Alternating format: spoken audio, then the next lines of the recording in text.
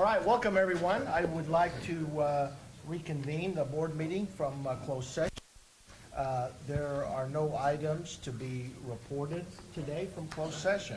So with that, I would ask everyone stand and ask Isabella to lead us in the flag salute, please. Ready, salute. I pledge allegiance to the flag of the United States of America and to the republic for which it stands, one nation, under God, indivisible, with liberty and justice for all. All right. Public comment per board policy 2350. Any person may address the board at this time, either on an agenda item or other matters of interest to the public that are within the subject matter jurisdiction of the board. A maximum of 5 minutes is allowed for each speaker, with a maximum of 15 minutes per item unless extended by the board. So with that, I would ask if there are any public comments today concerning items on the agenda. Apparently none. Are there any public comments today concerning items that are not on the agenda? All right, we have a quiet bunch today. We will move on to our reports today, and we are going to start with Isabella and the student trustee report.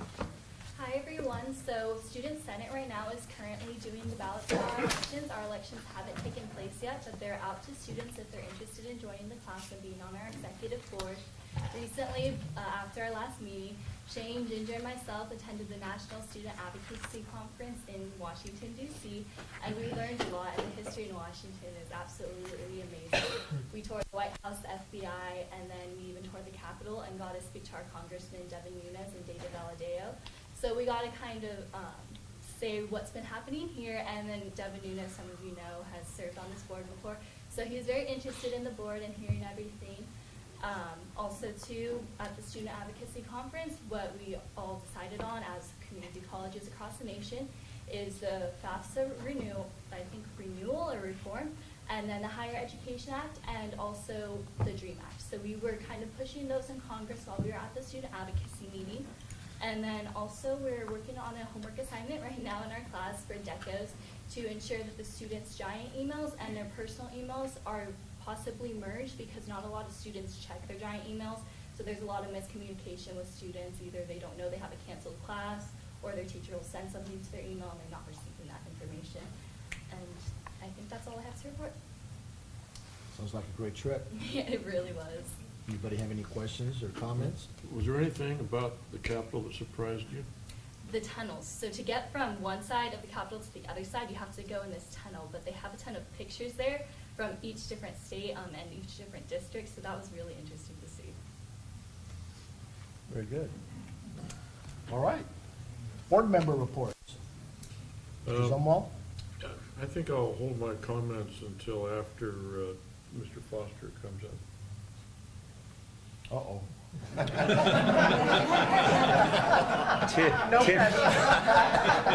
Tim suddenly had to leave.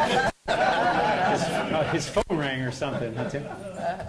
Mr. Sherman? Yeah, I won't hold mine. So I just wanted to say my play Bullets Over Broadway, and it was outstanding. So if you didn't get to see it, you missed out. So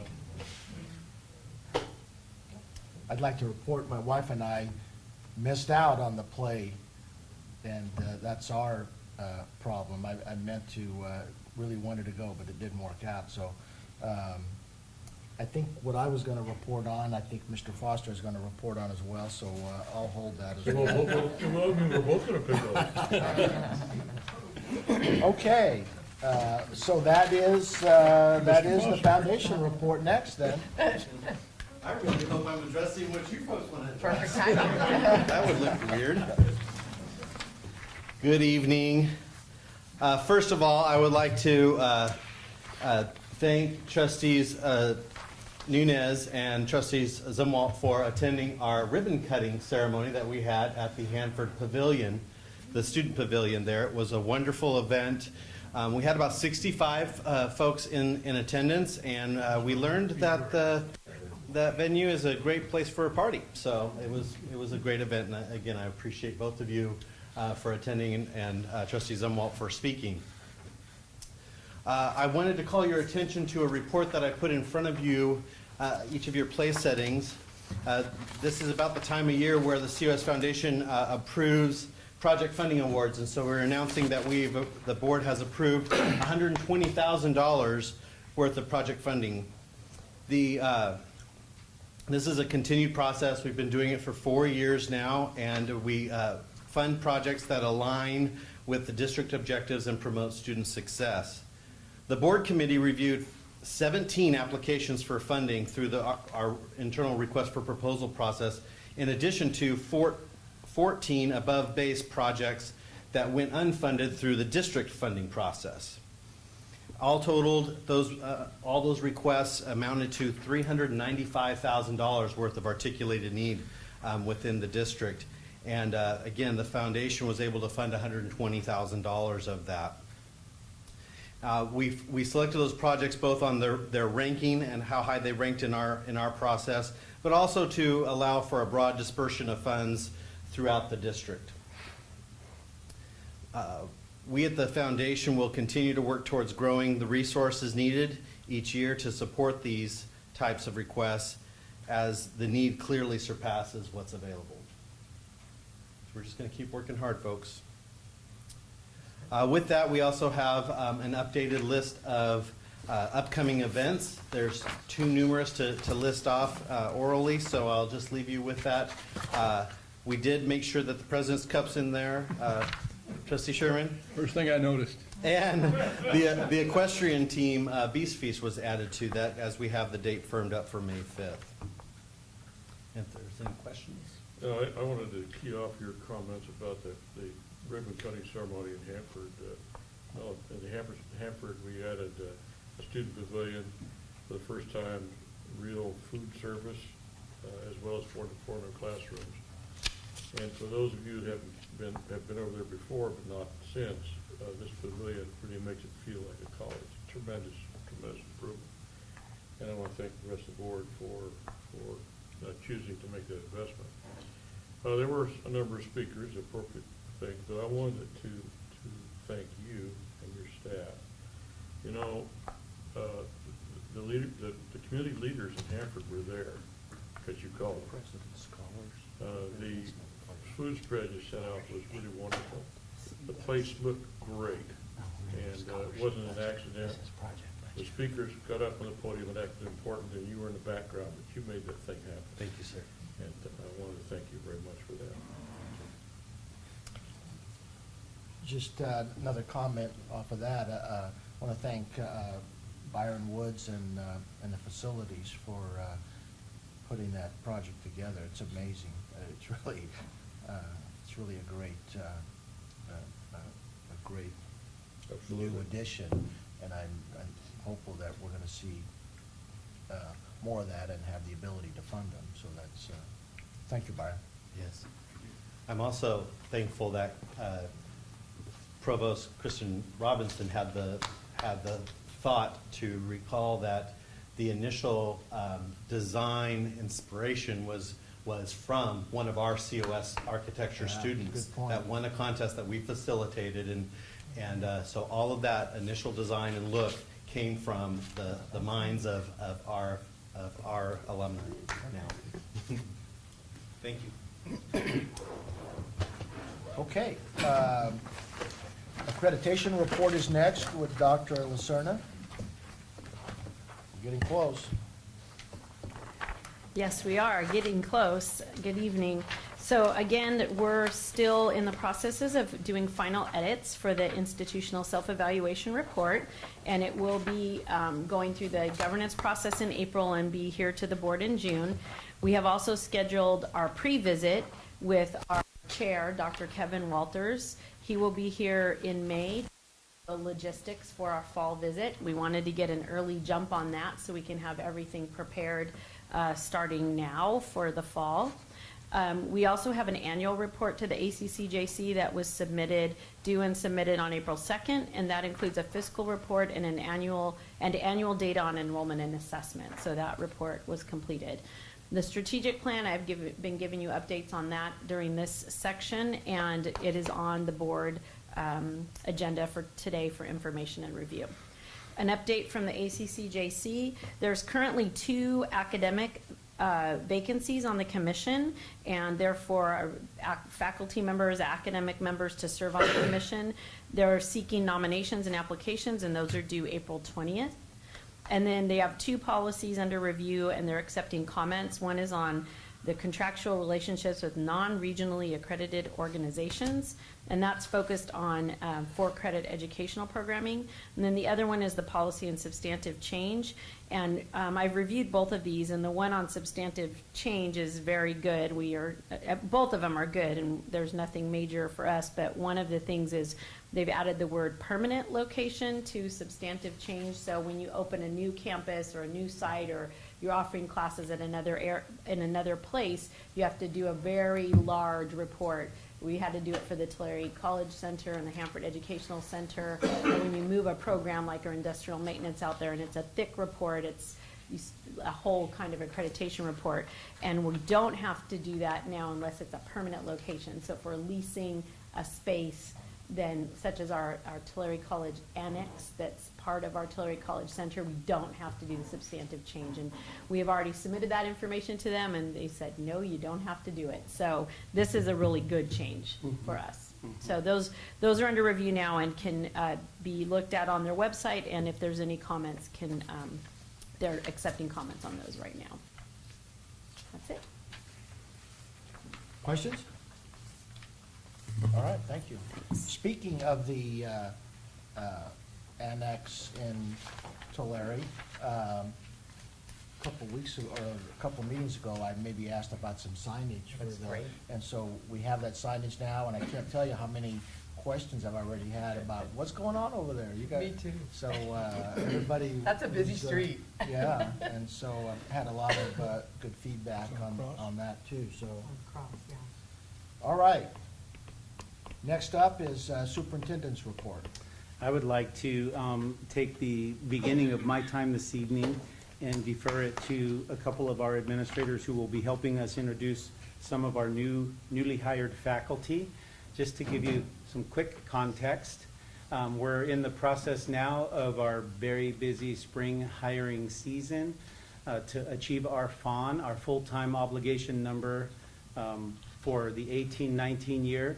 We set out to fill 15 full-time faculty vacancies. That's a combination of achieving our FON and replacing some retirements.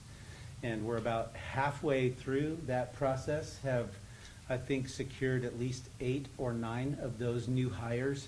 And so what we'd like to do, rather than try to get them all and have them all be available for you in August, which oftentimes our August board meeting's on the first day of school, and it's hard for them to make it. We're going to try to bring them to you as we get them confirmed and completed. Even though their start date is not until August, the folks you're going to meet tonight are the ones we have already hired for those slots. So I'm going to start by introducing Dr. Lacerna, and she might have some of the deans help us do this as well. Yes. So I'm going to go a little bit out of order and ask Dr. Techo to come up first, and he'll be introducing our new math faculty member and our new microbiology/biology professor. And you've met these 2 gentlemen before because they're currently full-time temporary faculty here, so we're excited to have them. Thank you very much, Dr. Lucerna. I'd like to introduce you. Josh, would you come here first? This is Josh Dillard. He's our newest biologist. And Josh was born and raised in Porterville, California, where he attended local schools, including a community college we won't mention. Josh Not where you start, Josh. It's where you end up. I agree. Yeah, there you go. Josh completed his post-secondary training at San Diego State University and at Cal Poly San Luis Obispo, where he distinguished himself as a cellular and molecular biologist with an emphasis on microbiology. Josh is currently teaching at COS as a full-time temp, But prior to working here at COS, he was working in the food industry. Josh is a creative teacher who engages his students in all the interesting minutiae of microbiology, including parasites, infections, plagues, and pandemics. You know, good stuff. Be careful if he sees a little thing on your hand, he'll take a look at it. You might be able to use it in labs, so wear gloves. After finishing his courses, after a student finishes his courses with Josh, you can really tell because they know a lot about bacteria and they're constantly washing their hands. So please join me in welcoming Joshua Dillard as our newest faculty in science.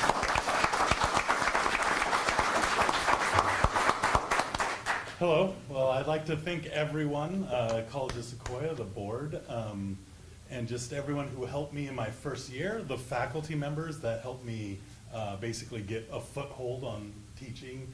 I had done it before as in a part-time adjunct and assistant role, but for my first time as a full-time was this past year.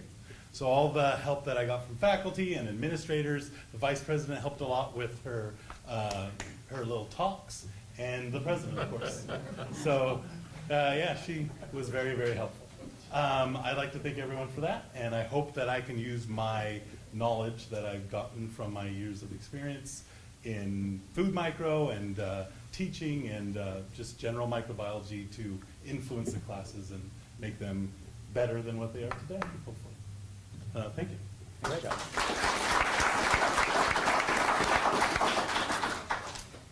The mathematics division is very pleased to announce the appointment of Assistant Professor David Jones as our newest mathematics teacher. Over the past 2 semesters, David has been a full-time temp faculty member, and needless to say, his talents as a teacher have been recognized. Dave is a summa cum laude graduate of University of California, Santa Cruz, and University of California, Merced. However, before he embarked on this elite education, he was a humble COS student. Humble? Well, not so humble. And he could be found day and night in the Mesa Center. He was the tutor, he was the mentor, he was constantly bringing students in, and he, before he ever graduated from COS, helped teach a substantial number of students. He is also a Jack Kent Cooke Scholar, and that helped pay his education all the way through graduate school. He's well known for his enthusiastic style, his quirky sense of humor, and for his caffeine-laced review sessions at Starbucks. Please join me in welcoming David Jones to our regular mathematics faculty.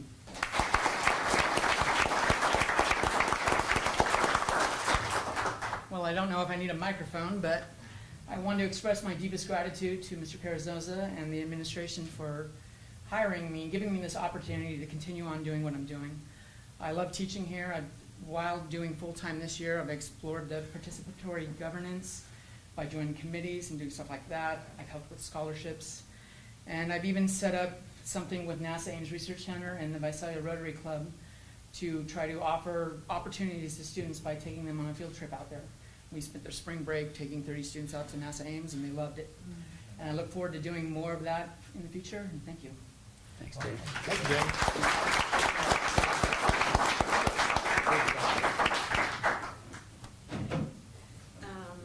I'm going to ask Dr. Jessie Wilcoxon to come up to introduce our newest faculty member in culinary.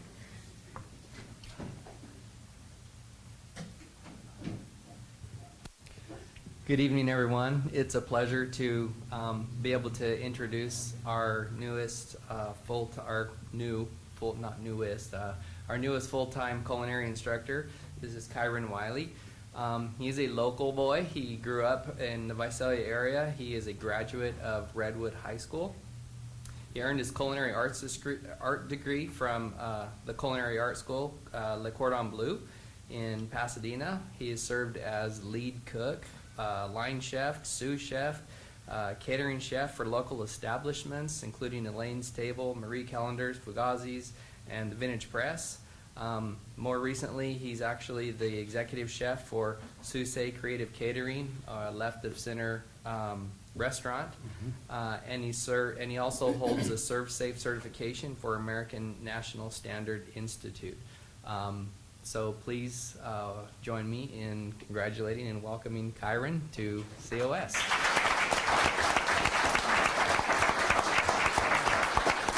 Yeah, thanks for having me. I really appreciate this opportunity. Really looking forward to working with everybody and obviously getting better every single day and helping these students, achieve things that they never thought that was possible. Cooking's an industry that's really booming right now, so it's going to be really fun to see, where we can really take this program. I just want to thank everybody once again, and thank you, Jesse. Appreciate it.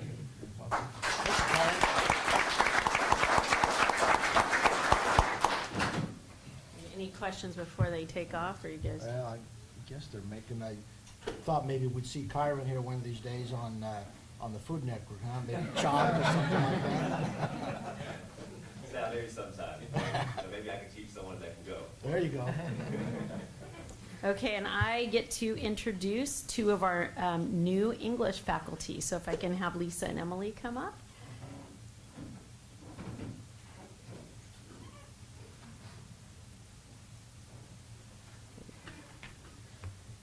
And every year we hire English faculty, so we have it more this year. And I'm going to introduce Emily first, who's right here.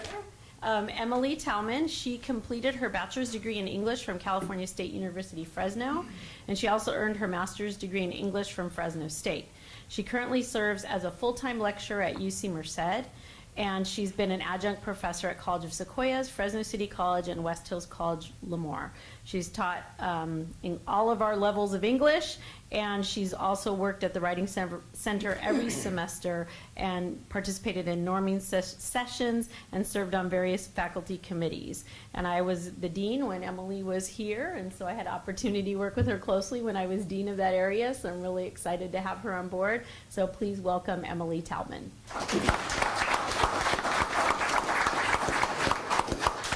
Thanks. I'm really, really happy to be back on this end of the valley.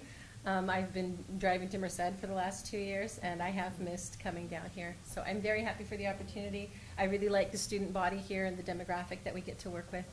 I feel very lucky, and I want to thank everyone for this opportunity. Thank you.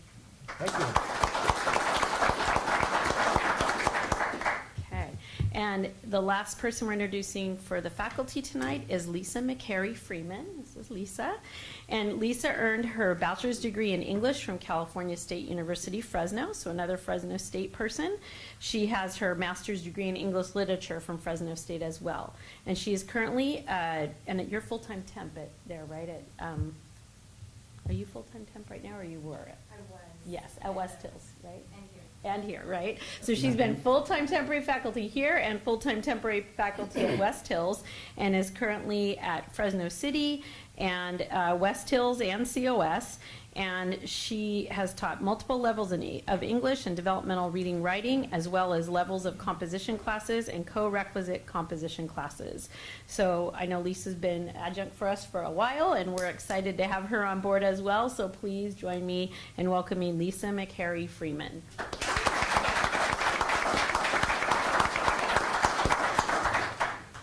To repeat what a lot of us have said already, just thank you so much. It's nice to meet everyone. And, I've taught at a lot of different places all over the Central Valley, but coming to COS always felt like coming home.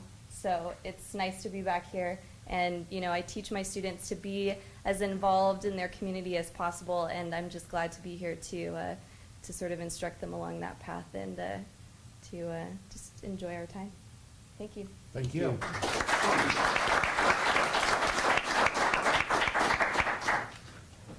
All right, any comments or questions of anyone? All right, then now we will move on. On the next one.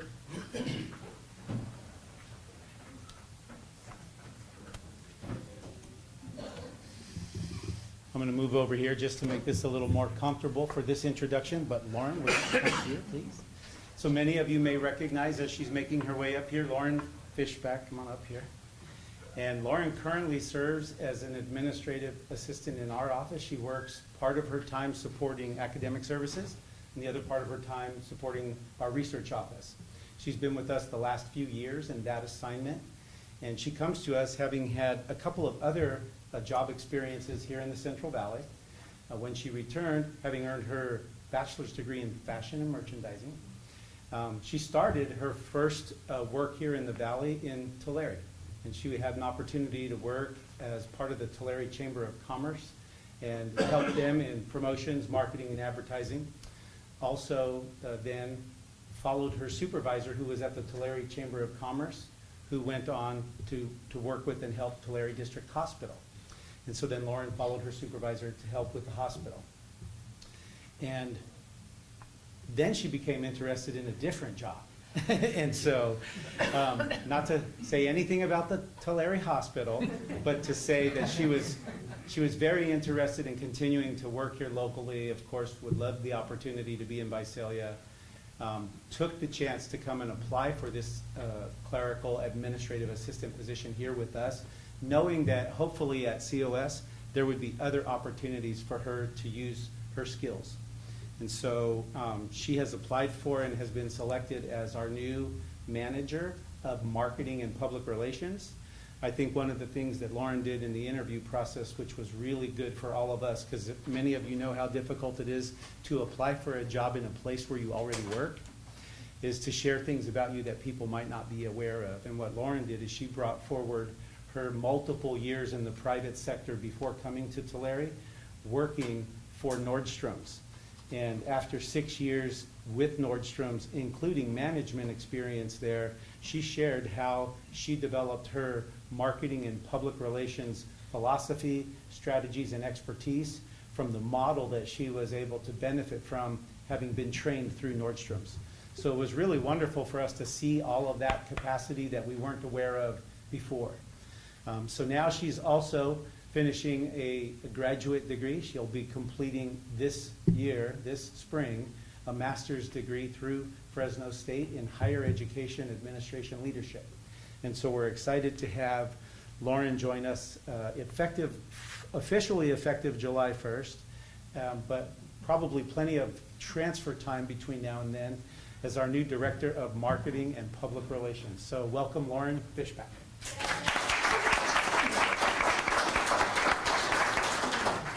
I just wanted to thank Mr. Carasosa and Mr. Calvin and everyone who's on the interview committee for the opportunity. It's really a dream job to be able to combine my private and public sector side. I'm really excited. Oh, and of course, Dr. Lacerna and Dr. Ozturk for having me on your team. Without you, I would know much less about the college, so I'm excited to combine all those elements. I'm really excited to continue to keep the foundational pieces of marketing that we've already done thus far, and then hopefully build on them and tell a lot more stories of the students who go here and the people who work here, and you know, just really create some meaningful marketing. So I'm looking forward to it. Thank you. Thank you.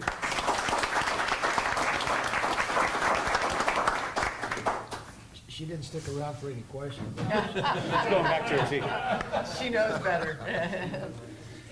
And we're gonna, if you would allow us, Mr. President, we'd like to insert one introduction that we didn't list here because we were finalizing it as this agenda was being put together. But Dr. Lacerna would like to introduce our support right now currently for our dean vacancy. Yes, so as you know, Dr. Marshall, well now officially Dr. Marshall Fulbright, because he defended his dissertation last Thursday, has moved on to Norco College in LA. And as we are in the process of our search for the new dean, we have an interim person. So Dr. Riggs, can you join me up here? So we are really excited for at least the next 2.5 months to have Dr. Jim Riggs on board. And Dr. Riggs has his doctorate in education, in higher education, specializing in community college leadership and curriculum from my alma mater, the University of Southern California. And, right, Dolly, right on, right? And major in music with concentration in music composition and college teaching from Eastern Washington University, a bachelor's of arts with a major in music with concentration in music theory from Eastern Western Eastern Washington University, and an Associate of Arts from Wenatchee Valley College. All right, and he has a broad, I could go through this whole thick resume, but he is currently, or most recently, has been full-time faculty at Stanislaus State University, where he helped develop their doctorate program. And prior to that, he had a really small job as the president of at Columbia College. So he, and I was kidding about the small job, but he has experience. He's been an interim president at Glendale Community College, president at Columbia College, and I could go on, but you can imagine that he has done many of the jobs in the area of community colleges. So we're excited to have him even for this short time to work with our faculty and work with us during this transition phase. And he does have the background in fine arts, so he'll work really well with all of those faculty as well as all of the faculty in that area. So I'm just really happy to have him here, and I want to introduce to you Dr. Jim Briggs. Just keep this short. Thank you very much. I really appreciate this opportunity. The President, Vice President invited me down. It feels good to be back on a community college campus, even though it will be a short time. Thank you. Thank you. Dr. Riggs, she mentioned, first of all, thank you for giving us your time for this period of time, however long it's going to be, and we certainly appreciate that. Jennifer mentioned that you attended Eastern Washington, and so my question would be, Eastern Washington is famous for something other than academics. Boise has the blue turf. I believe that Eastern Washington has the red turf, correct? That's right. That was after my time. Okay. Red football turf. So, only you would know that. And only you would share that. So as Jim makes his way back to his seat, he commented here how much he's enjoyed getting back onto the campus and being in the mix. And we held our first Dean's meeting last week when Dr. Riggs was here, and he joined us in the Dean's meeting, and it was also our first official meeting since we came back from spring break. And so I was making a quick joke around the table, said to everybody, welcome back from spring break. I hope you all got a little rest and relaxation. Only have to be back at work about 20 minutes, right? And it feels like you never left. And so everybody got a little chuckle, and then we went around and we're introducing, and Jim says, when we get to him, he introduced himself to everybody, and he goes, and President Carasosa, I want you to know, it only took about 20 minutes for me to feel like a full-time dean again. The next item on my report agenda is just to alert you as a board that we have provided for you this evening at your place the two documents we receive annually when we are asked to cast our vote as members of the California Community College Trustees Association. And if you recall, in our procedures, we make this information available to the full board, and then we invite you as a board, if you have knowledge of any of these individuals that you would like to share, to contact either Board President Ken Nunez or myself. And then what Board President Nunez and I will do is take any feedback or input you might provide us, and we have the official ballot, and we cast the vote, and we sign it on behalf of the board. So I wanted to make sure that you knew this was the time of the year for that election ballot to be in circulation. And here's what we have received from the candidates for that current vacancy. And if you would like to provide us any input, you can let Ken or I know, and then he and I will be getting together to complete that ballot. And the last thing I wanted to remind all of us is that we do have our joint meeting with the City of Visalia and Visalia Unified School District set for Tuesday, April 17th. If you would like to note the times, it'll be dinner available at 5, and then the meeting will start at 6. We are planning something a little different this year, and I did want to alert you that in working with Superintendent Todd Odo and Visalia Unified and the new city manager for Visalia, Randy Groom, they would like to propose that we, rather than our traditional meeting where each of the three boards sits among themselves and we each present an update to the other, that we actually intermingle ourselves a little and we mix board members with council members with school board members, and we talk about some hot topics. We introduce those topics and we give board members a chance to talk with each other about what they may know or not know about those. And then we start to provide you a little bit of feedback and hopefully answer more questions for people specific around the things that you might actually like to know. So it's just a little more engaging format, and we encourage you to come in with an open mind. We think it's going to be interactive and a little bit better, but we're certainly willing to evaluate it at the end and see if board members and council members liked it. Where's the meeting? The meeting will be, it's hosted this year by the city of Visalia, so when they host, Greg, we do it at the convention center. Okay. Okay? And I think we have the invite out twice. We've sent that baby out, so I hope you guys got it. Okay. Let us know if you have any I questions. did not get the first one, but I did get the second one. All right, yeah, we must have had some, because board member Zumwalt notified me that he didn't get the first one either. Neither did them, but Right, so I think when we have it on our side, verification that we sent that out, but we were also, Glenn here, we were also going to Office 365, and there were some things, yeah, hi Glenn. Yeah, there were some things in that Office 365 change that may have caused us to have a calendar invite or an email not make it one way or another. It's good you sent it out the second time. Might have been embarrassing if none of us showed up. Yeah, I would not have liked that, so thanks, Well, Greg. unfortunately, I won't show up. I know, I apologize, John. I ended up with another obligation with this Hanford City Council, but since I'm the primary presenter, I can't get out of it. I understand, no. Okay, that was I it think for the me. timing of that meeting, I'm not sure, everybody knows that April 17th is tax day now, you know? But so, you should be done by then. I This should is- be. This is in the evening. Yeah, yeah. Okay.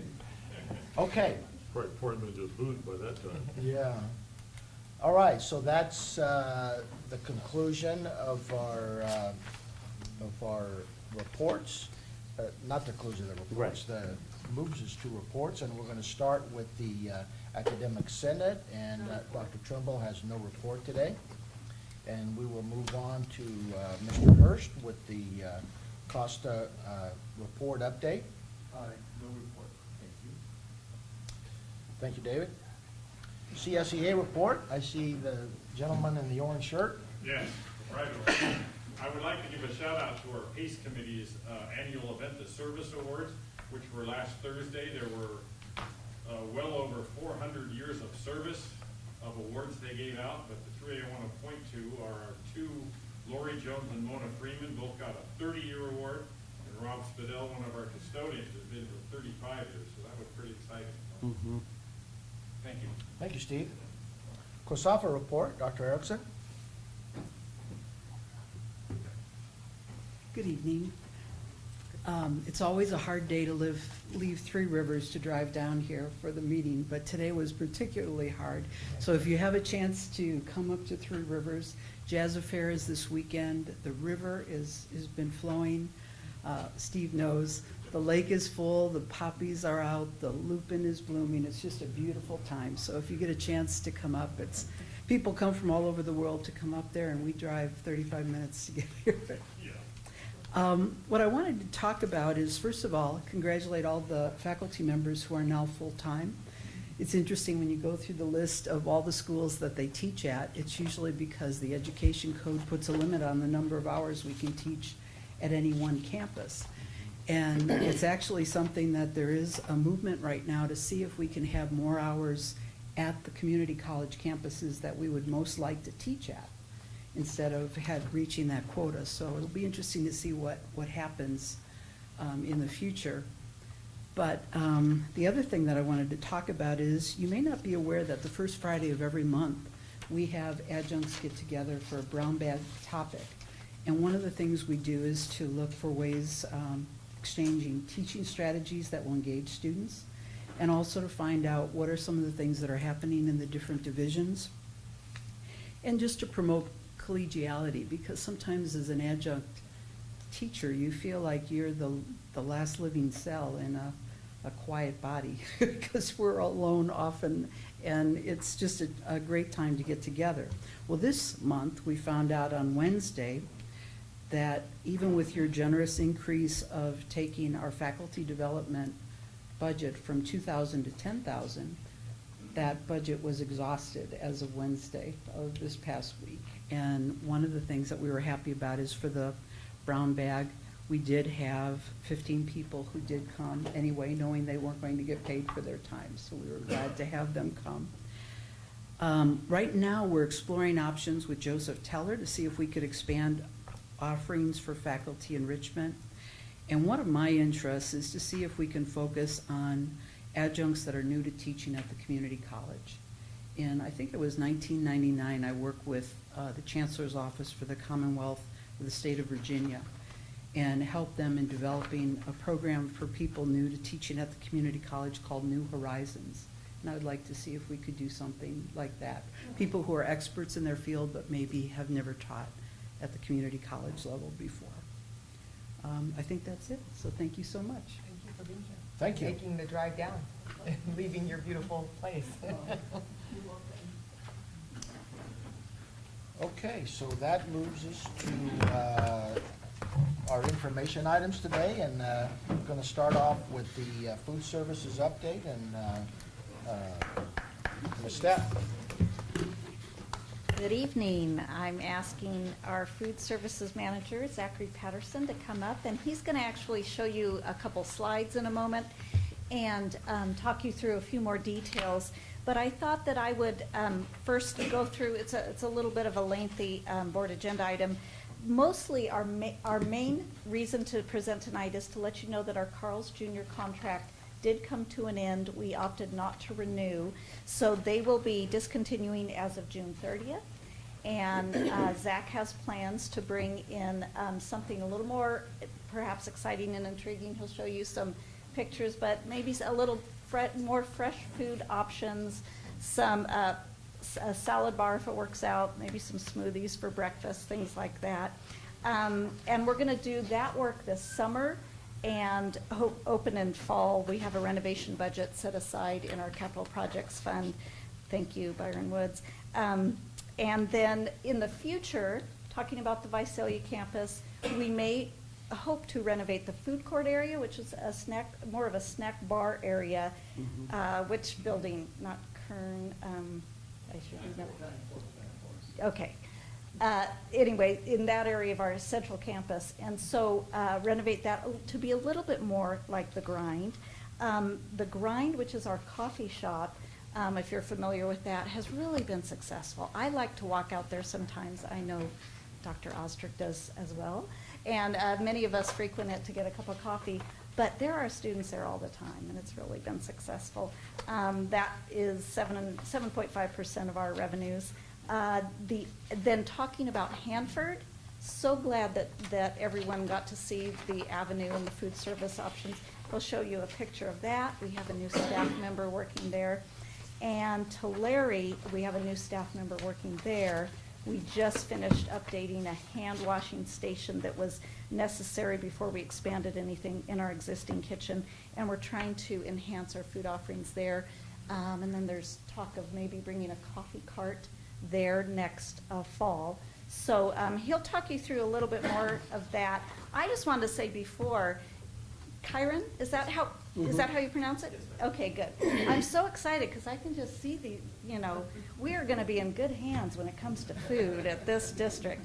But anyway, so with Zachary Patterson, who's done a fabulous job. Do you want to hold this talk? Elaborate on anything I just mentioned? So these are just some basic ideas of the design that Byron and I had in mind for the Carl's Jr. update. So a lot of rustic wood, and you have all of these white subway tiles. So this is just the feel that you'll get when you come into the cafeteria area. Big part of this remodel, and there's going to be a lot of different areas of it, but is also the customer area. Inside of a cafeteria, we're gonna expand that area and kind of restructure it so it's a little bit easier to navigate. Just standing watching students interact with my services, you can see the confusion. The first couple weeks, especially of every semester, we have to kind of train new students how to interact with food services. And so my hope is this summer we can kind of alleviate that. So it'd be really natural. They walk in and then they already know how everything should work. Along with that is the customer flow for ordering at the new location that we're building. So we're planning to kind of channel the flow. These are just a couple of ideas of the ways up top and how you kind of organize customer flow. So they would go up, be greeted immediately by a student worker and walk them through their whole process of building their order, and then they would leave with their food. So that gives the illusion of never actually waiting for your food to be prepared, because it's slowly being prepared as you're going down the line. Down below are some other offerings that we're going to be doing inside of the cafeteria area.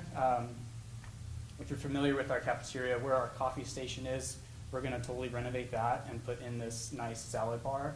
So it'll be a fully stocked, fresh salad bar. We currently in Hanford, which I'll show you some pictures of Hanford, but we make all of our own salad dressings, fresh in-house, which adds a whole nother element to the food. But we'll be implementing a lot of those dressings and different recipes in this salad bar. Let's see. These are some other ideas, kind of the basic feel of the burger. It's going to be a burger spot. I don't know if I clarified that, but they're going to be really interesting burgers and a lot of different options for it. But it'll make a better experience for students. They don't have this really heavy, greasy burger they're eating every single day. So they're getting a chance to try something different that they normally would never be able to try or never really want to try. So Hanford, this is the avenue. This is the outside portion of the avenue, so you see the brick facade. Chalkboard paint on our doors. I did that purposefully because I want this to change. I hate for things to be stagnant in any way. So next semester, I encourage you to come this semester and try these sandwiches and these recipes I made, because next semester they'll be brand new. Be a whole new set of recipes for my students to learn. We have a whole set of coffee, specialty drinks, pour-overs, new pour-overs every day. It's a rotating list of pour-overs we use. It's another view. You can sort of see the inside, but we turned this little break room into this fully functioning cafe, it's awesome. It's really fun. So here I do have a part-time CSEA. He works five hours a day, Monday through Thursday. So operating hours are 10 to 2 at the moment, which gets the tail end of breakfast for the coffee crowd, and then you get to satisfy the lunch crowd. My hope is to expand those hours just so we can serve some of the evening students as well. And for Tulare, Christine mentioned this briefly, but we want this summer to design this coffee cart. This is something we've been thinking about doing, especially for catering events. It would be a lot of fun to use. It's something that we can wheel out and just set in place and then just have service out there, really anywhere, as long as there's a power outlet, and then pull it back every evening. This whole coffee cart is fully self-contained. There's the water and drainage is all inside of it. The water plumbing is all inside of it. All you need to do is plug it into a wall and it's good to go. So it's a really fun idea, something that we can do in Tulare, because I feel like a lot of my customers are not in my building, and so we want to go to them. So we're taking this and wheel it right into building B and then be able to serve all of our students there. So, any questions? Questions? Comments? I love it. Great. Yeah. Zach, tell me about what's the food options in Tulare. I kind of get the feeling, we're talking about the coffee cart, but that Tulare is lacking a little behind in food options. Yes. Is that, and what plans do we have to address that? So the last bullet on the board agenda item, I didn't really speak to that, but you can maybe mention that. Yes, so I was doing a self-assessment of my operation, and I found out that I wasn't permitted in Tulare to serve fresh food, prepare food on site. So that kind of limited things this semester. So we could only have prepackaged food, which it's the same sort of situation we would be in last semester in Hanford. So I worked with the county and got everything permitted. All I had to do was install a new hand washing sink, and that was it. So I'm working with Byron. I think we are getting that done this week, and then we'll be ready to go. And we can offer very similar items that we do in Hanford. So Hanford's menu, I'm not sure if anyone's familiar with it, but we have fresh salads, sandwiches, and paninis, all of which are made different than we would normally make them. We make all of our own aiolis, all of our own dressings, everything's fresh. We have high-end, like really nice cheeses and meats that we use for everything. You go in and get a regular panini, but it's something different that you normally would never be able to get. That's the same sort of thing that I want to bring to Tulare. Tulare it's a great setup, a wonderful setup. It's really large. Our capabilities are endless, really. And our hope after we get this initial remodel done this week is for next year, next summer, 2019, we do a renovation on the inside and actually make it a full service environment. You can come in, you can order your food, you can sit and eat inside of the area. So it's a fully functioning restaurant. It's also nice to see that we have a facilities manager that also has some artistic bents. That's and nice. it makes food service places feel better when they're Yeah, that's right. So both of you, thank you. Thank you. Great partnership. Okay, thank you, Zach.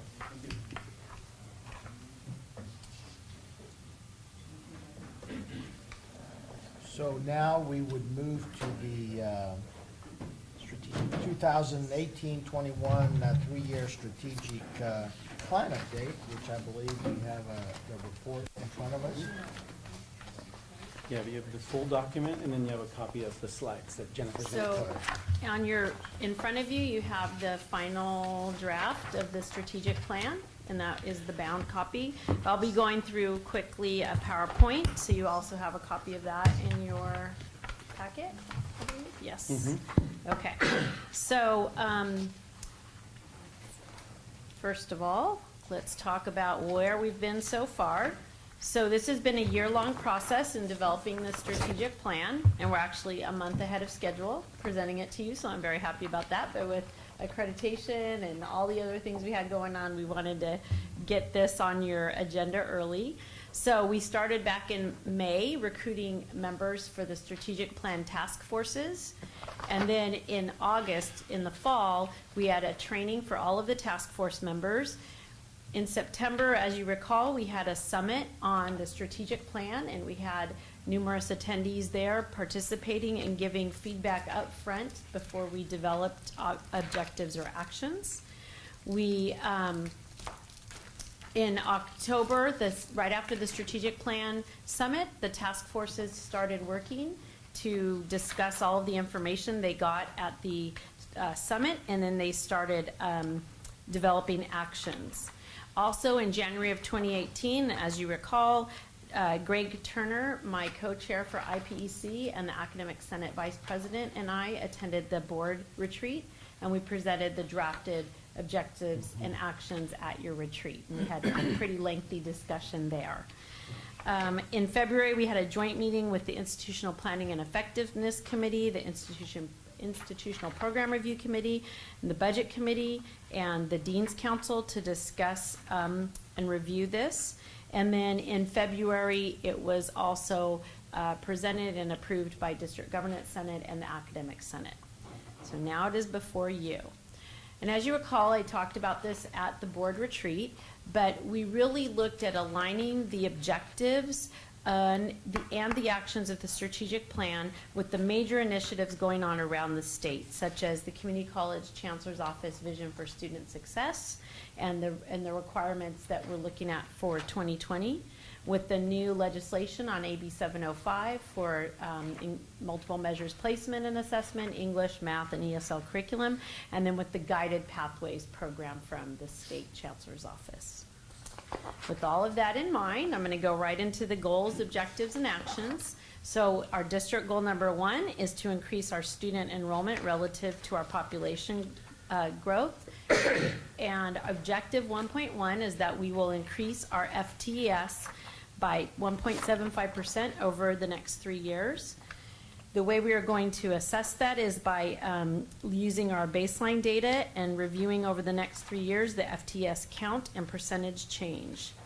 And our actions under there are implementing best practices for student full-time enrollment, graduation or transfer, reducing attrition rates from application to enrollment, and then looking at how we do schedule planning and increasing our dual enrollment and concurrent enrollment programs.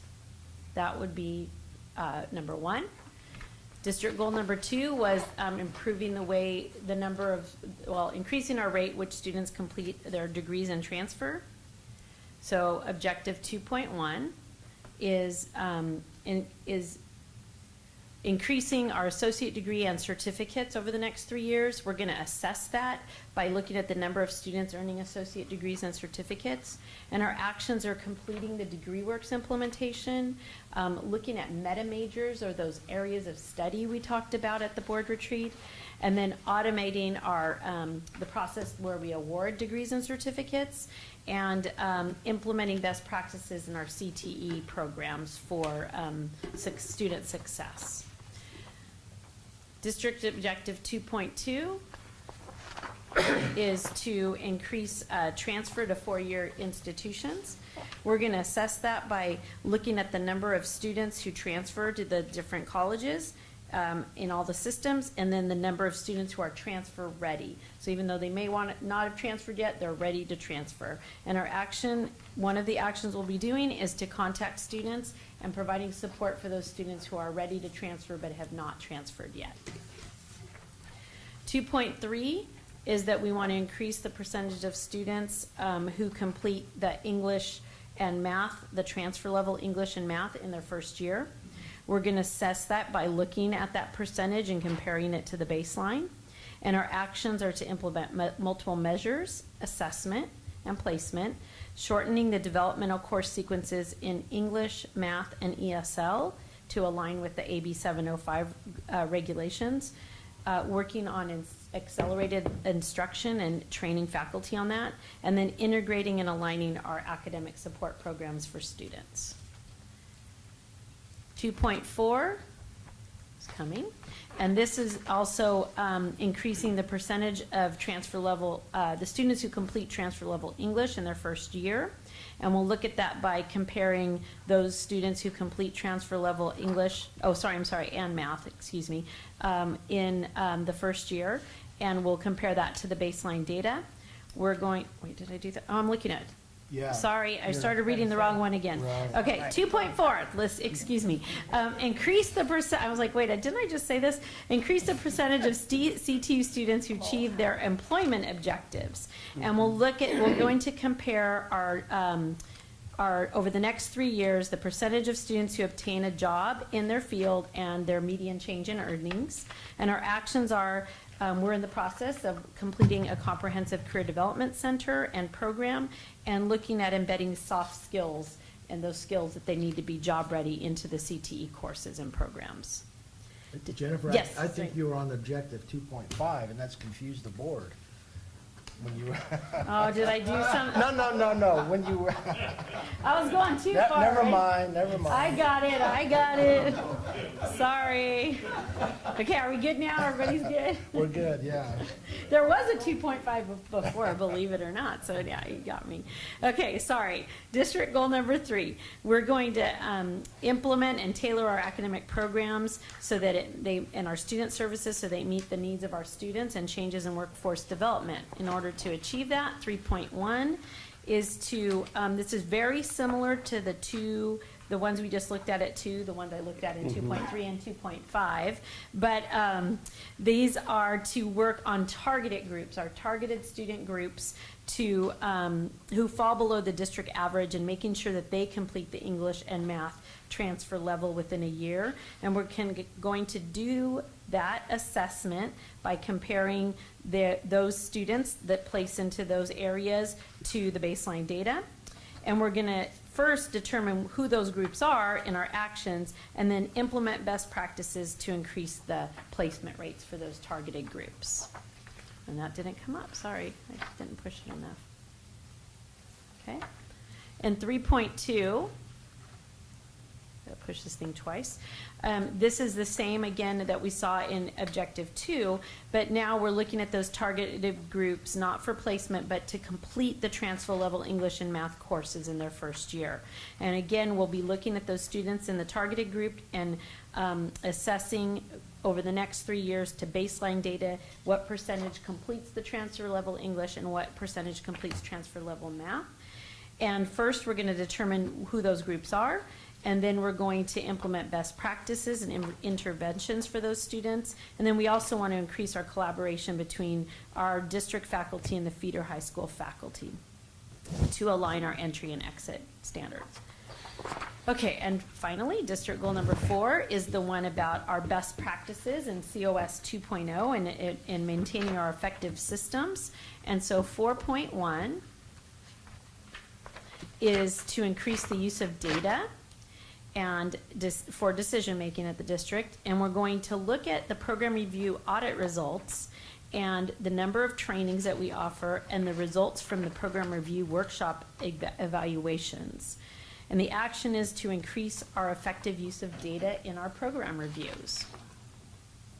4.2 is to improve our organizational effectiveness, and we're going to strengthen operations and communications in our departments, divisions, and with our constituents. And we're going to compare our giant questionnaire results from 2017 and 2020 to assess that. And our actions are to implement an awareness campaign highlighting those departments. So Lauren Hvac, there's her first job right there. And then ensuring that our website content is current and accurate. And lastly, 4.3, I can get it to come up, is increasing professional development opportunities for all of our employees. And we're going to look at the number that we offer, the number of participants, and the workshop evaluation results to assess that. And our action is to implement a professional development plan for all of our employees that we can implement. So those are, I went through that very quickly, but I know that you've all seen these and we discussed them during our board retreat. I just wanted to give you a reminder of the timeline and all of the groups who have reviewed this, the year-long process. We've had faculty, staff, administration, community members, board members, and students involved in designing this. And we are now at the point to give this to you for final information. And do you have any questions? I went pretty fast. Questions? Well, yeah, kind of share a thought a little bit, I guess, or concern. I understand that the state is wanting all the community colleges to accelerate the transition from entry students to get through the math and English requirements so they can get into the meat of education much quicker. And my intuition tells me that'll work just great for students that are just a little short what they need to be able to succeed by directly going into the higher math and higher English. My intuition also tells me that the students that are maybe woefully short will fail at that. Part of your data gathering is, can you gather data as we go along to see if many of my concerns are unfounded? And if they are founded, a plan of how to deal with it. Because we've already seen it. Yes. There's the data on that, John, is there, and that's what we've studied. So we do have data. We have statewide data, we have national data, and we have local data on all of that. And the decisions that the state legislature made and the way that the chancellor's office is implementing that is based on that statewide data, the national data, and the trends across the nation for this work. And what it shows is right now, our students complete our math sequence at about 13%, and they complete our English sequence, get into the transfer level English, and are successful at that at about 18%. Can I add just one clarifying point to what you said, Jennifer? What the data shows, John, is in our math and our English sequencing, because we have developmental classes that are 2 levels below transfer, that those students who enroll in that lowest level, what we would call our English 360, they succeed at that 13% rate that Jennifer was talking about, going from the lowest level that we have to completing the transfer level. Only 13%, a number none of us are happy with. So when she gave you those 2 percentages right now, it isn't every student that completes at 13%. It's those that started in the lowest remedial level. Now, here's the next part of it. Why don't you say? I gotta read your mind now. That was an important point. I Yes, didn't want it them to is. No, think that was good. I didn't want them to think that we were all performing at 13%. Yeah, no, that was important, sorry. But so what the data shows is that at the other colleges, institutions in California and across the country who have done this, gotten rid of those lowest levels, the students go directly into the transfer level, and that they're completing at 40%, 50%, 60%. So We've been through this before, and I Correct. was listening, and I agree with what you're doing, but there's still gonna be some of those that I talked about. And are they just gonna have to go back to something from the high schools, or is there a way to deal with that? they will have to, so what we're gonna do, and the state chancellor's office just came out with the guidelines for English, the way they're going to expect us to implement English about 2 weeks ago. We're waiting to get information on English as a second language and math. What they have said is, and this is specific to students within 10 years of graduation, so they're within 10 years of graduation of high school, and they have transcripts, so they have information. They don't have to have the physical transcripts, but they know what their grades were. It's self-reporting. In high school. And it doesn't matter on their GPA. They have 3 levels of GPA. And regardless of the GPA, they all are to go into the transfer level English course. We are no longer allowed to place students in that category, 10 years outside of high school, into pre-transfer level English courses. They will go directly into the transfer level. The difference is, for the first group in the highest GPA, they go directly into the transfer level. For the second group, that's the mid-level GPA, they will go into the transfer level, but the college should provide some type of support. And in the last group, the lowest GPA, they strongly recommend we provide additional support. That additional support can come in a way, there's many ways, and we get to decide that with our faculty. Our faculty are working on that now, and they're working really hard. They're gonna be working all summer through next year to design that.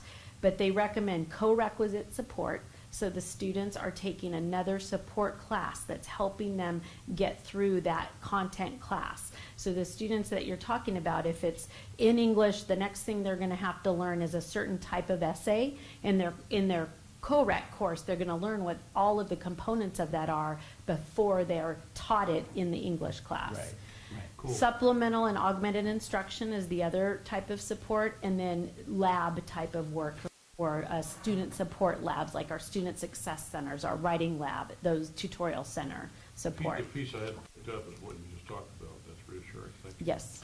Yeah, that co-requisite model, John, has been incredibly successful. When Jennifer talked about the numbers across the nation of these students who started at our 2 levels below, and they were completing transfer level at a rate of 13%. And if you just throw them into the fire with no support at all into transfer level, they'll achieve at 40, 50, 60%. But if you add a co-requisite class, you throw them into the fire and you give them a support class, it jumps up to 80+% pass rate. So those are the models we're working on right now. And the chancellor's office, there's still a group that we don't know yet, because there's a group of people that are returning students who have been out of high school for longer than 10 years. And there's other issues that we will have to deal with, and the chancellor's office is gonna give guidance on, but we can still offer, for example, our English 261, which is the level, or our English 251, which is the level before, but we can't require students to go in there. But we can guide them and say, we really feel like you would benefit from taking this class first before you go into the transfer level. We can't require them, but we can give them strong guidance if we feel that they would benefit from that. I learned something. Thank you. Okay, you're welcome. Any other questions? Bella? So I'm just voicing this on concern of the Student Senate, because I know we have a couple of people that are ESL learners, so would that still fall in the gray area, and how would that be addressed? So the legislation for ESL students is that they have 3 years or 6 semesters to complete the ESL series and then go into transfer level English. And the way it works now for us is we have beginning ESL, intermediate ESL, advanced ESL, and then usually they go into the English 360, the developmental, then English 251 and English 1. The Chancellor's Office guidance is still coming, but I have it on good, exactly, from Laura Hope herself, that she said they're going to, what they're gonna come up with more than likely is that you have to do you can do the 3 semesters. They have to get through that ESL sequence in 3 semesters, but that top level, they have to go directly from the advanced ESL into transfer level English 1. So what I imagine, and our faculty are working on this, and we're working on it, and they're gonna have to come up with this, but I imagine our advanced level ESL will look something like our current English 261 or 251. And that will be the course that they're taking to go directly into English 1. So we're working on that. They will also have the additional support. We have our language center. They'll have supplemental instruction. We already have augmented instruction and extra time with our students embedded in many of our English and ESL courses. Our faculty have done a fabulous job at working on all of this, and I've been meeting with them, and they're ready for the challenge, and they're, it's a lot of work, but they're really ready to get this work done, and moving ahead and waiting to hear a little bit more from the Chancellor's Office on ESL and math. Thank you for the question, Bill. Anything else on All the right, strategic anybody plan? Didn't know I was doing my AB 705 presentation today. Jennifer, so as far as the objectives, the various, they will be assessed, some on an annual basis and some at the end of the 3-year? Or exactly how does that? They're all assessed, and remember, in our annual report on the strategic plan, we bring that to you every year, so they'll be assessed on an annual basis. Yep. And at the end of the 3 years, we'll do a summary report. That's what we're preparing right now from our last strategic plan, our annual report combined with a summary report of all of it. Yeah. All right, I remember now. So we assess annually and then are keeping, kind of keeping track of that? Yeah. Because some of the objectives, I think what you might have noticed in here, Ken, is some of our objectives right now, we gave ourselves the full 3-year window to complete it. I see, that's Yeah. what. But it doesn't mean we're not Target gonna, we're not gonna assess it annually. We're just gonna keep track annually toward that full 3-year goal that we have set. And that's this orange line Right. to the blue line, the 1 year. Yeah, So because every depending year. on the annual assessment, you might have to make some course Adjustments. corrections. Yes, Right. and that's built into the progress. We do a progress report from each of the responsible parties in that annual report, and they make a recommendation if we need to adjust anything, if the action's completed, if we need to adjust the action, or what needs to happen there. Okay, I'm Okay? starting to understand this.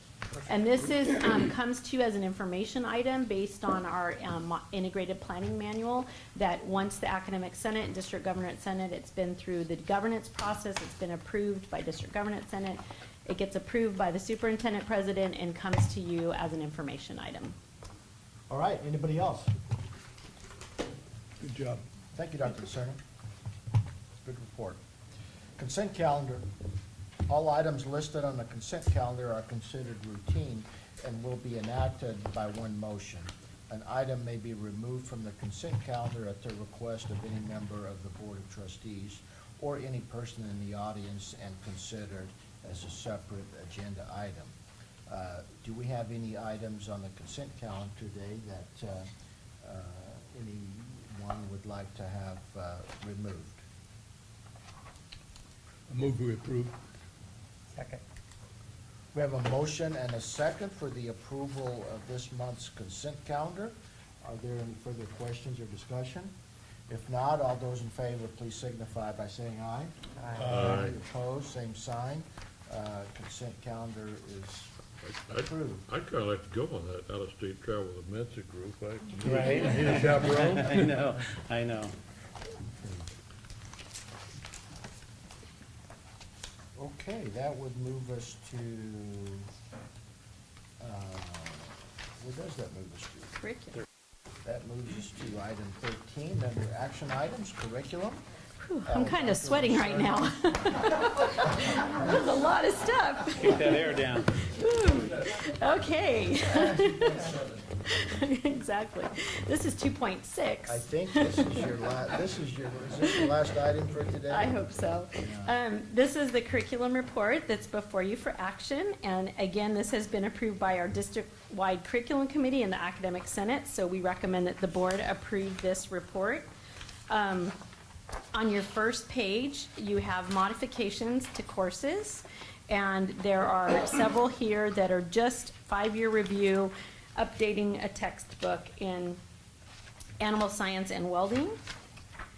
The next section at the starting at the bottom of page 1 is the modifications to our certificates in architectural design. And on page 2, it is architecture, automotive, and environmental control. These are all here for 2-year review. We review all of our career technical education programs every 2 years, and as you can see, they've made no modifications except for minor things like textbooks or their student learning outcomes.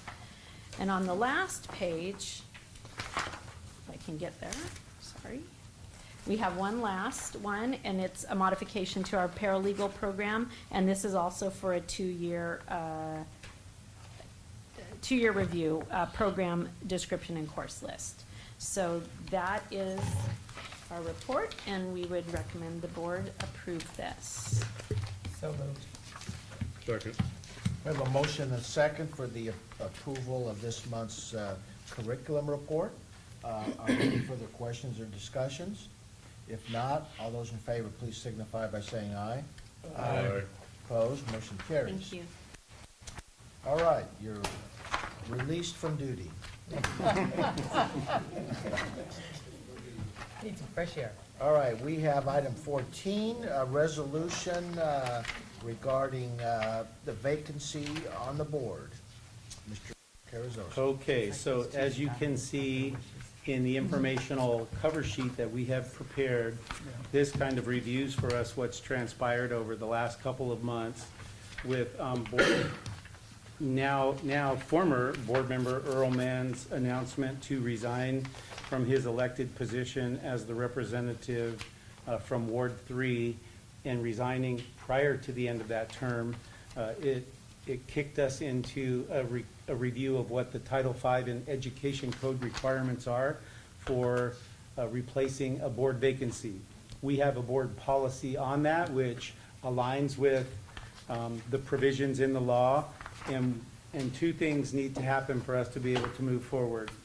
One is we needed to have Mr. Mann designate his official date of resignation, and then based on that date, we as a board had to determine whether or not we would consider acting as a board to make a provisional appointment, which is actually a process where we take information from interested parties and try to do our best to determine who might be worthy of receiving an appointment to that board seat, and then they would be seated at the board's authority for the remainder of the term.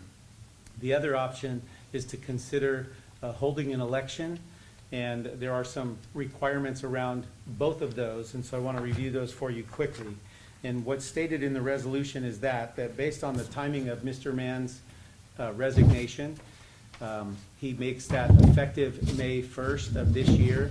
Moving into that May 1st period, and then looking at what our process would be to make a provisional appointment, which according to our own board policy would probably take us 2 board meetings. So that's a 2-month period. That would move us from May into June and a July board meeting before we were making a provisional appointment. Once we move that close to the next regularly scheduled board member election, which this year is set for the November election, November 6th election, we aren't in the area now of time any longer to be able to make a provisional appointment. In other words, his resignation and the effective replacement time is close enough to the next election that the Education Code requires us to request that seat be placed on the next regularly scheduled election. What the resolution does do, though, is it clarifies what the specifications for that request need to be. Because Mr. Mann's term, he was last elected into that term for 4 years in 2006. So the expiration of that term on the natural would be 2020. Because there are 2 years left on that term, but his resignation is close enough to a regularly scheduled board election, even though this November's board election are for members in another term, we can make a request of the elections office to include this seat on that ballot, but it will specify that it's for the remaining 2 years only. But it takes it kind of out of the hands of the board and places it back in the hands of the electorate. So this resolution is the legal document required to do two things. One, we officially accept Board Member Mann's resignation, and that document is attached. And then based on his resignation and the timing of it, we send this over to the elections office, and it specifies the request that we're making for this seat to be added as a provisional elected seat on the November election for the remaining 2 years of the Ward 3 term. So the person who successfully earns this seat at the November election would be seated this coming December and have the opportunity to complete the remaining 2 years. And they would go into the process knowing full well, if they wanted to, they would have to rerun again in 2 years. They are not initially being elected for a 4-year term. Wow. There- I hope nobody asks you to repeat that. There it is. And you The probably, sad thing is I have it memorized. I could do it again, but well, There you go. you probably said this, but so I'm clear, the rules state though that this is how we have to do it. correct. So, And here's, the only gray area there was, Lori, is in the time of Earl's resignation. When he made that effective May 1st, then we had to look at what is our process to do a provisional appointment. And if that takes us any further into June or July, once we're into June or July, we're close enough to the November election, the law does not allow us to make a provisional appointment. okay, but there is no date before the election. It doesn't have an actual timeline. It does, and it's funky, but it's 180 days minus 50, and so you have to count 130 days back from the election, and anything that falls in that 130-day period is too close to the election. But they don't give you a date, they give you 180 days minus 50 days, and you have to count off the 130. Okay, okay. Yeah, Just so I'm clear on So the why law. wouldn't they just give you 130? I know. That would be too logical, Greg. Education code, weren't you listening? I know. What would be the purpose? I have no clue, that's all. Right. There is, I'm sure, something historical that Yes. transpired that Yeah. required that to be written the way that it was. I'm just sad that I have that all memorized. You know, I think it's, even if we could appoint, I still think it's better to do it the way that we have. to. Well, typically, the rule But of, it leaves it to the public. the rule of thumb, Greg, is if there are 2 years or more left on a term, that's 50% of the term, the conventional wisdom is it's probably long enough that it's worth paying for a special election, let the electorate. If it's within 2 years or less, but it isn't in a cycle where there's a regular election, then you have a shorter period of time and you're paying as a board for a one-time special election. It might not be worth it. You're better off appointing someone and then letting the regular And that's election even cycle. more expensive if there's nothing else going on. Correct. So the benefit we have right now is there's already a regularly scheduled election, so we're just gonna pay a little more to have a supplemental name added to the ballot, as opposed to holding an election by ourselves. We were gonna pay all the costs for that. Okay, so with that information, I would entertain a motion for. Please pass this resolution. Before Are we you do sweating that, now? before we do that, I'd like to suggest a revision. In the second whereas, it says governing board member Mann's resignation carries a vacancy in Ward 3, representing communities including but not limited to Cutler, Orosi, Woodlake, and unincorporated areas. I think we ought to add Farmersville. Farmersville is incorporated, Right. and it is a major city in his district, and some people read this and decide whether they're included or not. And Good point, John. I think it would be It good to doesn't, be added to doesn't he that. have part of Visalia too? He does. He has a little bit of that as well, but I appreciate Board Member Zumwalt's recommendation. So if in passing this resolution, the motion included also adding Farmersville to that list, And if Greg thinks so, in portions of Visalia.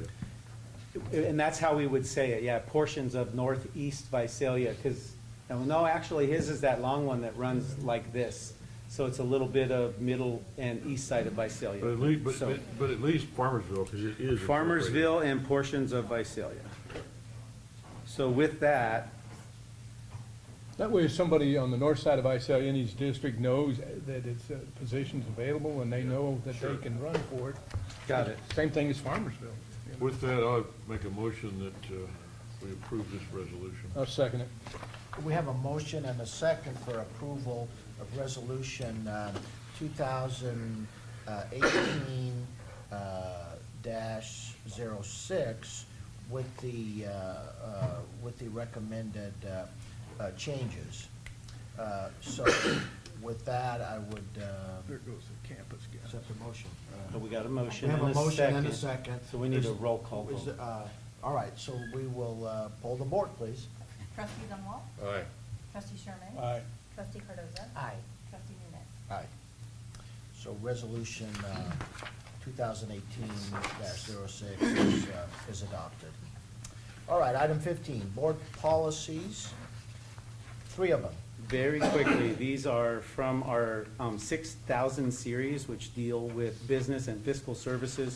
Really short this time and very straightforward. You can see BP 6520 went through the review and revision process with no new additions or updates, so it's just getting cataloged as having been reviewed and renewed. We have a non-10+1 in board policy 6800 under safety, and it's renaming from our former BP what our council is and expanding it to be our facilities and safety council, which it used to be called safety committee. That doesn't align with our new 2.0 language. And then also specifying some of what we need to do under the new item number 5, which is how we properly store chemicals, separating acids, bases, hazardous materials, and so on. And then the last one, the third one, 6900, is that board policy that allows the district the opportunity for the purposes of bookstore services to contract with an outside vendor to provide those services, but do it within accordance of the law for appropriate contracting out, and then also specifying that any vendor who was successful in receiving that contract with us would understand that it has to be self-sufficient in terms of its revenue and expenses, and that there should be no cost to the district when we contract out those services. And these are first readings, and you have the opportunity to waive these now and move them on for a second reading, at which time we would bring them back for final review and adoption. Move to waive first reading on BP 6520, 6800, and 6900. Second. We have a motion and a second for the first read of the aforementioned board policies. Is there any additional questions or discussion? Waive first reading and pass on the second reading. Pass on to second read. All those in favor signify by saying aye. Aye. Aye. Opposed? So there you go. Thank you. 15. 16. Bid award, Prop 39 funds, year 5, Superintendent building upgrades. Mr. Woods finally gets his turn. Sorry. Is that you? Yeah, I couldn't figure out where that was coming from. Is there a plane crashing into the building? Carol's paper shuffle over I here. got it, we got it. So in front of you, you have a recommendation to award year 5 for Prop 39. So Prop 39 is the energy efficiency proposition for the state of California. We are approaching the final year of funding. We're also proposing 2 different projects this year in year 5. The first one being the Sequoia Building HVAC upgrades. The second being an LED lighting retrofit. So I think we've done lighting retrofits every single year, and they've been fantastic. So as far as funding goes, the district allocation for year 5, $332,000, some change right there. That needs to be spent by June of 19. So we're doing well as far as scheduling goes. We're definitely ahead of schedule. In addition to year 5 funds, I wanted to point out that year 4, which is currently under construction right now, 100% LED lighting retrofit, There was a balance of $156,000 that you might recall that I pointed out when we awarded that project that will be carried forward into year 5, giving us a total project budget of $488,000 and some change right there. So the HVAC project, it's actually an RFP. It was an informal bid that we issued. $177,000 was the estimated budget on that, leaving us with $312,000 for the lighting retrofit. The lighting retrofit is currently out to bid, or actually will be out to bid this week, so it'll be awarded, recommended for award at the next board meeting in May. The HVAC upgrades project consists of replacing 17 existing rooftop HVAC units on the Sequoia building. So we've got the south wing, the breezeway, and the admin wing. All units are at least 25 years old, and all the work in this project will take place only on the weekends, June through August, Saturdays and Sundays only. So that does play into the cost of the bids. We opened bids, well actually we didn't open bids, we accepted the proposals on March 27th, 2018. 4 is incorrect. There were 3 total received on this project. I think you have 4 or 3. Which one is it? It's 3. Is the bid tab on the next one? Yes, please you jump to that. So the bid tab is attached. That'll give you an idea of the breakdown. We actually requested itemized costs for each area of work. South Sequoia being itemized cost number 1, the breezeway being cost number 2, which is the second floor of Sequoia, and the third being the admin wing where we're at right now. The lowest proposal was American Incorporated, just under $158,000 right there. You can see there is a little bit of a gap between 1, 2, and 3, but as I like to put it, that is the beauty of competitive bidding amongst the local contractors. Are you concerned about the? Not at all. We used American Incorporated. I actually followed up with them right away, and we got ourselves a good deal. Is So it, I'm that very used to happy be with it. American Air? American Air, that's what it is. Okay. Yeah, they're a huge operation. Yeah, they are. They reviewed their bids and they didn't make a mistake. Nope, none at all. Yep. So, Say that so confidently. Byron, that's on Not at video. all. That's on video, babe. Let's do it. Are we ready to move forward? Okay. I'm Just very- wanted When to that make change sure. order comes, you might, no. Yeah, right. No, I'm ecstatic about this project. I think we got a great deal. The nice thing is, the money that we did, save on this project goes right into the lighting project. So we're getting a lot of bang for our buck in this project. Were there any others that you invited that didn't respond? So this is through like I mentioned, it's an informal bid. So we get to go to our preferred vendors list. We advertise every November per the public contract code. We reach out to everyone and say, send us information. If you would like to be included in our preferred vendors list, send us your contact information. We'll put you on the list. And when a project of your trade comes up to bid, we will send you the documents. Well, I asked, So- not because of worry about your procedures, I Right. worry about my conflict of interest. Mhm. Were there any, so there were others that you didn't list that could have returned it? It's not a public advertised project. Is that what it's informal process. Okay, but. So we actually were there went to other- grants, were we there went to Kings County, and we went to. Were there other people on the preferred list that No. didn't respond? No. Okay. In fact, our list is very small. We advertise to all the different plan rooms up and down the state, but surprisingly, we don't get a lot of responses.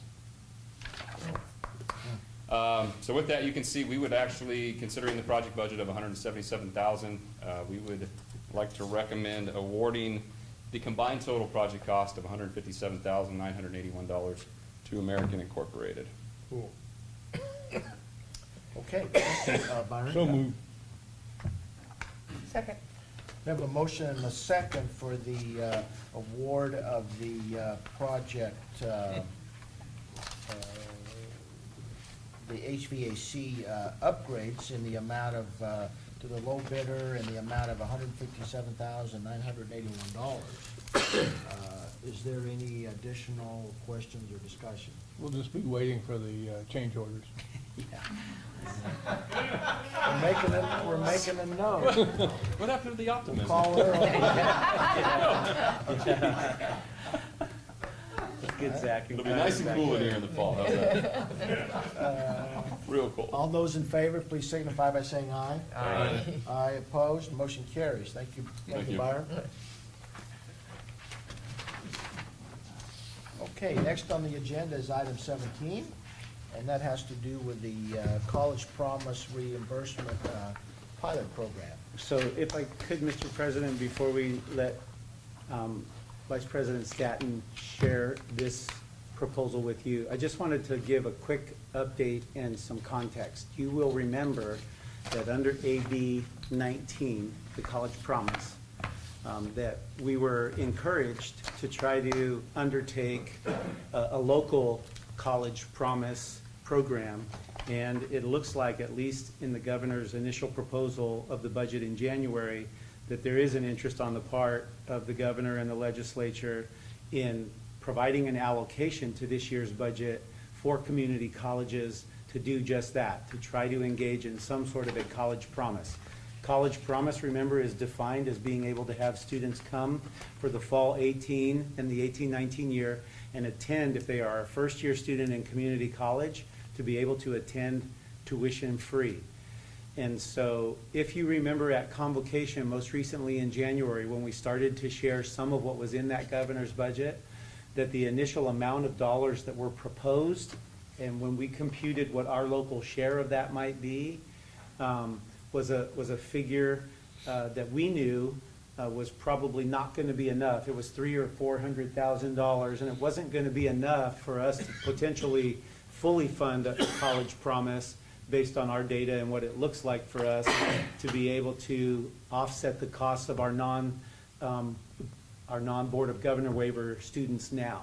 So at retreat, you might remember you asked us to at least put together a proposal if we were to consider doing something, even if it meant a contribution from our general fund, to try to be in the game this year among our competing neighboring community colleges.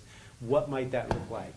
And so the reason we're bringing it to you now in April, and we're going to make a recommendation for you to consider, is that even though we don't have our next year's budget yet, and even though it looks like we won't even have the new funding formula perhaps until as late as May, we know if we're going to be in the game to compete for College Promise, we have to be advertising it when we register students, and we're doing that now.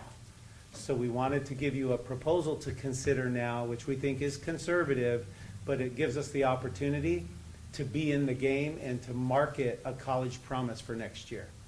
So that's what Christine's prepared to present to you. Okay, I think that was a great introduction because in January, we were looking at about a $600,000 cost. And I think I put 600,000 up to $1 million because we weren't even sure of our calculations yet at the time. That would be if everyone that came, no matter what they were taking, first year, if we paid for their units.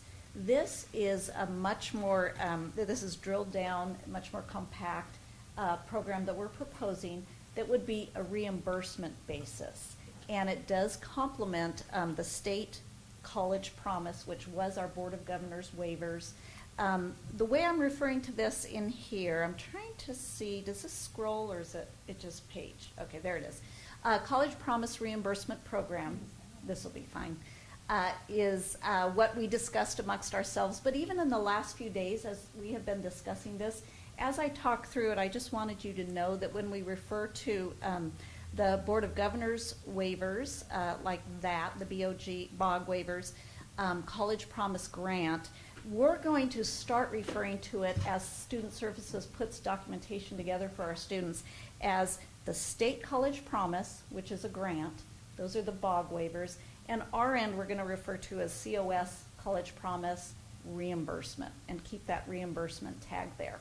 So let me explain a little bit of what we're proposing. You will recall that the governor did sign AB 19, October 17, basically putting out there free college for everyone, full-time students. But then we haven't heard much since then. Everything we hear, it's still in the governor's budget. They do anticipate it will be funded, but we don't know for sure, and we probably won't know until legislature adopts their budget in June.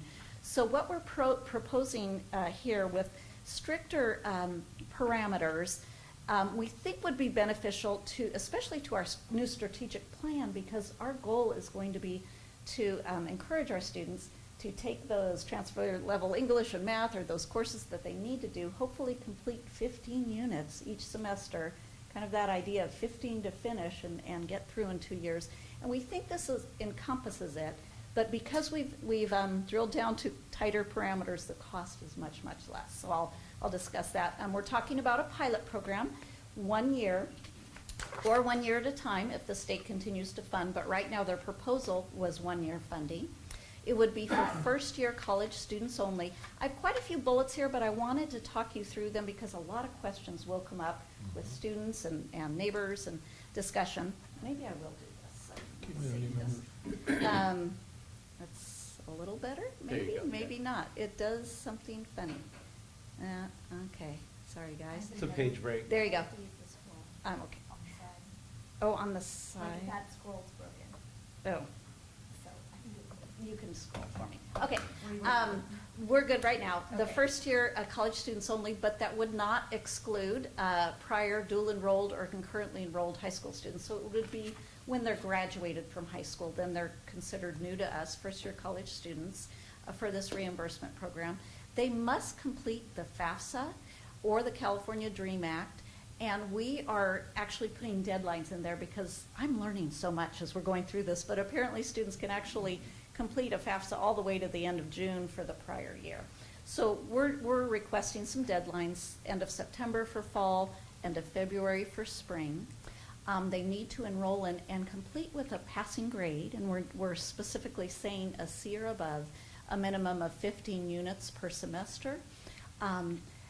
The state, AB 19s, proposes 12 units per semester. We're actually increasing that to 15, and we're saying you need to pass that with a C or above. We thought about a GPA, say a 2.5 GPA, but as was noted, some could get 3 courses, A in 3 courses, and maybe fail 1 or fail 2 and still have a 2.5. So we're wanting them to pass their courses. This will not apply to summer sessions, so it'll be 2 consecutive semesters, which because of it being a first year, will be fall and spring. If it does continue on, we'll deal with it later, but it could, if a new student comes to us in spring, they can have this for spring as well, and if it continues on for the following fall. The reimbursement would be made upon successful completion of those 15 units, again, the first semester and then again in second. Their account would be credited for tuition previously paid. So it's not necessarily helping students that really wish they had money to pay, but a reminder that those that are financially disadvantaged or have difficulties hopefully are already getting that aid through the Board of Governors waiver or through Pell Grants or Cal Grants or things of that nature. They would be credited approximately 6 weeks after the end of the semester. This is new, so we don't know how fast we're going to be able to generate those. It may not be by the time they sign up for their next subsequent semester, but we might be able to get it done in 2 or 4, but this is what we're putting in our program. It would not cover fees, transit, health, student center, especially non-resident fees, which can be really high.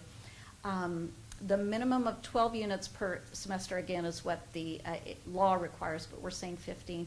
And we decided not to have an option for appeal because that can, again, just drag out timelines. Just so that you know, it aligns somewhat. It's not a completely new idea. The BOG waivers themselves, although their requirements are a little less restrictive, they have requirements as well, that students have to maintain a cumulative GPA of 2.0. They have to show progress toward completion, things of that nature. And so we're going to implement with this reimbursement program additional criteria, but in a similar manner. So for your information, a couple neighboring college programs, if you're curious what others are doing. This Central Valley Promise, which is West Hills, Reedley College, Fresno City College, has actually been going on for a couple of years. With this state funding, if it comes, they're going to enhance their program. But their program is highly broadly established. It's very robust, already with 2 different foundations supporting it. I think 2 going on 3 full-time staff. They aggressively seek donations, and they also have parameters for their students. My understanding is that there's specific feeder high schools for each of these, West Hills, Reedley, and Fresno, and it's not every single high school. So it's kind of unique, but then Kern Community College District does not have anything, but they're hoping to implement something coming up here in 1819. So that is what we're proposing. For your information, I guess we can move on down. We are hoping to receive almost $370,000 from the governor under this new funding for 18-19. When we looked at our student population and said, okay, who are those first-year students that actually completed 15 units that also paid out of pocket for tuition? What did they pay? We took the last 2 full years and averaged that. It was under $34,000 a semester. If you double that for a year, $68,000, $70,000. If this incentivizes maybe twice as many students to come to us, maybe we might have to double that cost to $140,000. We think that for a $150,000 commitment, we can implement this for 1 year. We are assuming and hoping that the state will fund $368,000, which still leaves us additional funding to do other processes, ideas for student success and student improvement. But if the state did not fund it, we would be requesting from you $150,000 that we would take out of our general fund reserve to fund this for 1 year. But again, with the timing that President Carrizosa presented, we just need to make a move on this to market now because there's a lot of discussion at the high schools and out on the streets. So I probably missed some. Wow, that's a lot of information and a lot to consider, for sure. But I think it's a good discussion. And comments, questions? I have complete faith that the state will figure out how to short us some. But by the same token, is they can't just zip them. They can't just not do anything and save face. So I really think they'll do something. And your estimates are as good as any, and I don't think I have any choice. We have to do this. It'd be terrible if we didn't, and then they funded it completely, and then here because we're reluctant or conservative, which we usually are conservative, but if we did it again this time, I'm not sure the community would like it, and a lot of students would be hurt. So I think we ought to take a chance. And we talked about it a lot at retreat. I guess my only concern is it just seems like a lot of work for 2 semesters to serve so few students. But I mean, that's not my area. That's shouldn't be my concern. But it just seems like a lot of effort for something we're only targeting a very small portion of our students. But here's the difference. His first-time students, they have no idea there's such thing as a bog waiver. They just read in the paper, they can go for free. We talked about that. And then they show up, and we'll get some of them in the bog waivers and won't have to pay. But the advertisement value is huge. The advertisement is bigger than those just few students. Yeah. And I bet you there'll be at least as many bog qualifying students show up as those there aren't, that wouldn't have otherwise. Well, isn't it 70% or something like that of our students are on some type of, Yeah. And that's the reason, and I think what we that's why wanted. our cost is so low. Yeah, and what we wanted to do was show you guys that we had done kind of a more detailed analysis than our big picture look back in January. And we've got this whittled down to, here's our best/worst case scenario. Our best case scenario is that we successfully market this and we have twice as many students who have come forward in the past that would normally pay tuition, wanting to get reimbursed for tuition. That's a great thing. It would be the worst case scenario in that we don't get any state funding, and what it would end up costing us based on what our expenses of our trend analysis looks like in the past few years is maybe about $150,000. We just felt like that was a good recommendation to make to you as a one-time investment, because when you scroll down there and you look in our neighborhood, we don't want to be in a very poor area of Central California. We don't want to be the only community college that's not trying to help some kids make the college promise grant. Yep. So I like the fact that we set it up as a reimbursement, and I like the fact that we put some criteria to it that match what we're doing in our strategic plan. Right. It's promoting some of the goals we've set forth in our strategic plan. So we know that you don't like to take a risk on up to $150,000 for something that we might have to pay out of our reserve, but we felt like this was a pretty good calculated risk. Yeah, I agree with John too. Could I add to that? Absolutely. Working at the Welcome Center too, a lot of people qualify for bog waivers, but they're unaware of that, and so that's additional funds that could be taken away for that. Because I could see 50 students in a day, and probably 30 of them will qualify for a bog waiver, and then about 10 of them will qualify and not apply. So we get them applied, so that could be something that we work with the Welcome Center, especially with our STEPS program, making sure that everyone fills out a blog waiver, and most of them that I will get it, especially in our community. There's not that many people that don't get it. And I know that this is a reserve right now, but I know for the Realm program, it's a grant, and it grants us $5 million for, I believe, 5 years, and then if we see progress there, then we get it extended, and same thing with MESA, so maybe we could look into something like that, to where instead of this coming out of our funds, it could come out of a grant, especially because of how underrepresented our community is. I'm sure that there's many grants out there for us. Thank you. Great.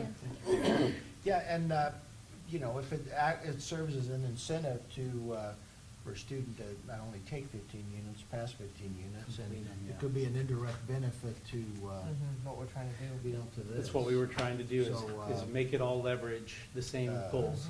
So thank you for all the work and that research, and Dolly, you probably got involved in that, huh? And, You know, our tech department did a lot of drilling down to our student data.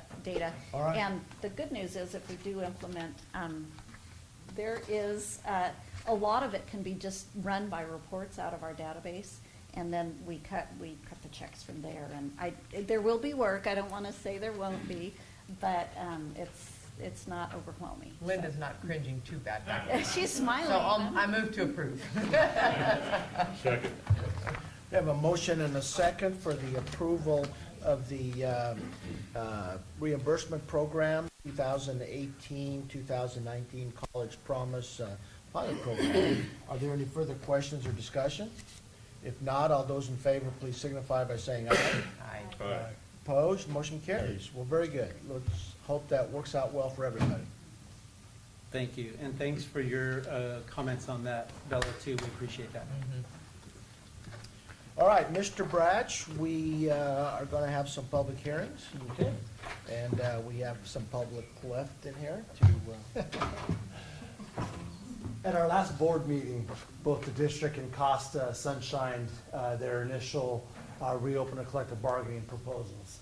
And for the past several weeks, both of those proposals have been available for the public to review, both online and also in the Office of Human Resources. Tonight, we're holding a public hearing which will allow the public to comment on any items they'd like to address. So if the board could open up the public hearing for the Sunshine reopener proposals by both Costa and the district, that would be appropriate. okay, at this time, we will open the public hearing regarding the district and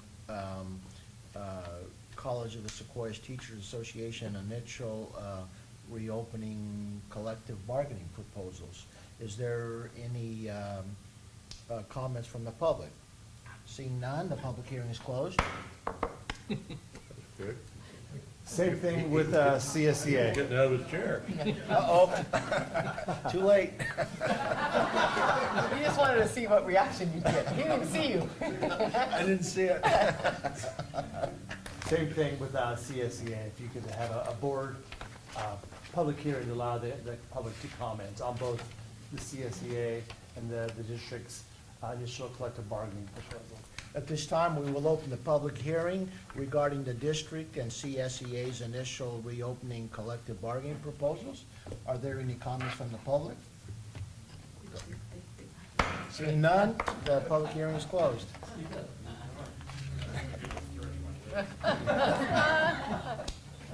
You saw the reaction gotten up here, you decided. All right, Mr. Bratch. Finally, one more, and this time it is with the Adjunct Faculty Association. If the board could open up a public hearing to allow the public to make comments on both the district's and CASAFA's initial reopener collective bargaining proposals. We will open the public hearing regarding the district and COSAFA's initial reopener collective bargaining proposals. So the public hearing is open, and we'll take comments from the public. Seeing none, the public hearing is closed, and that will bring us to the adjournment item. Thank you all for sticking with us for this month's meeting, and we'll see you next month. Meeting adjourned.